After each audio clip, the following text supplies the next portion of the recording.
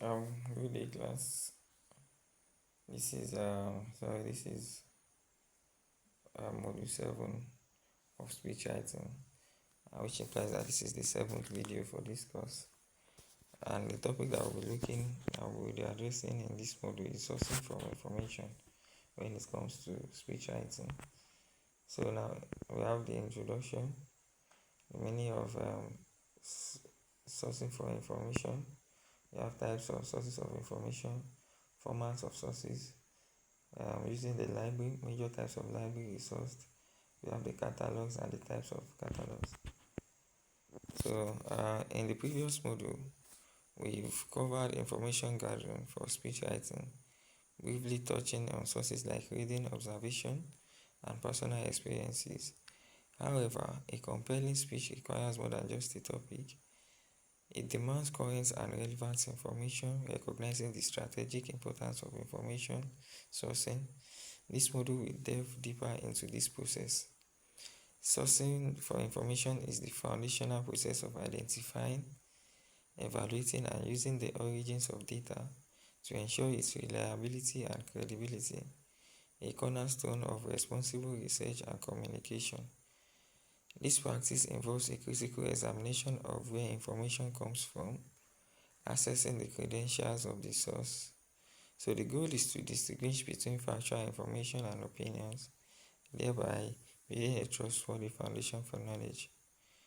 And a well-executed approach to sourcing will not only validate the accuracy of information, but it will also strengthen the overall credibility of any work, whether it is an academic paper, a news report, or a personal blog post. So now we have the meaning of source for information. Sources of information are the various places and formats from which we gather facts, data, evidence, and insight to support your writing, research, or any other form of inquiry.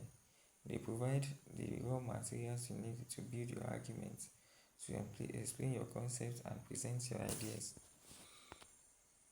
Types of sources for information. We have primary sources of information. You have the primary source, the secondary, and the tertiary sources. So now the primary sources, these are original materials created at the time of an event or by a person who experienced it. Examples include original documents, eyewitness accounts, creative works, and raw data. The other types that we'll be looking at is the secondary sources.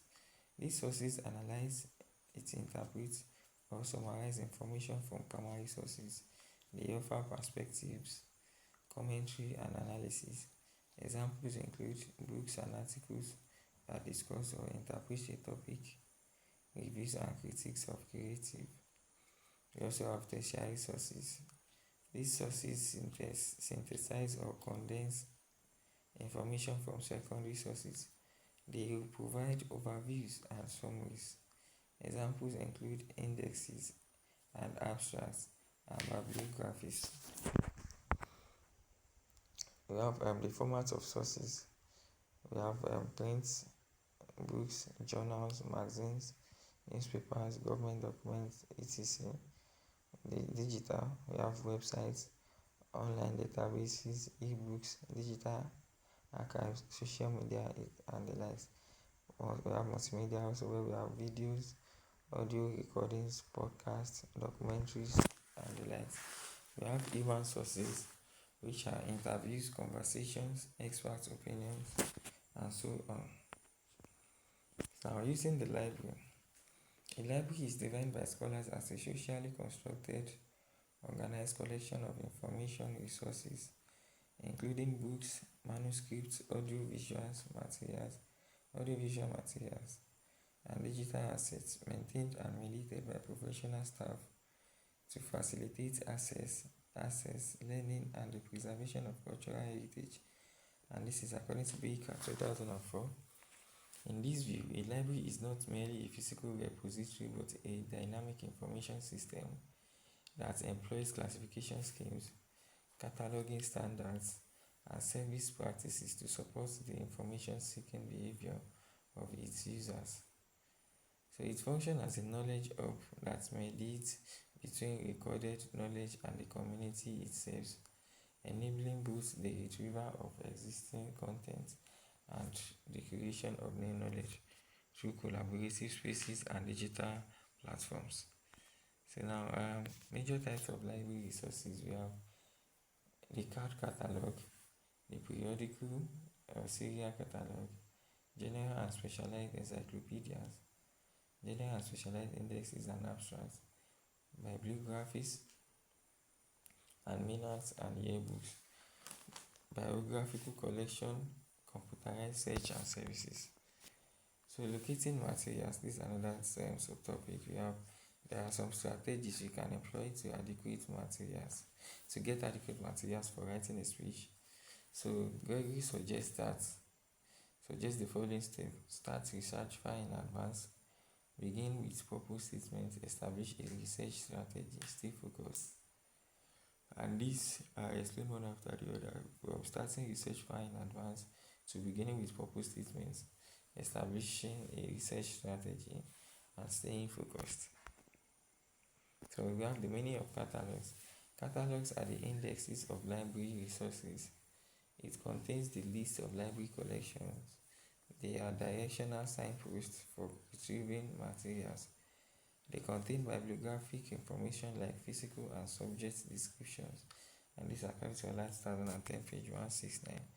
The types of catalogs that we have special catalogs, classified or shelf list catalog, we have dictionary catalog, we have union catalog, e-resources and databases, we have websites also. So in conclusion, the library remains the quintessential source of curated authoritative information, a repository whose systematic organization and professional mediation continue to anchor scholarly inquiry, even as the internet expands the horizon of accessible knowledge with instantaneous, globally networked content.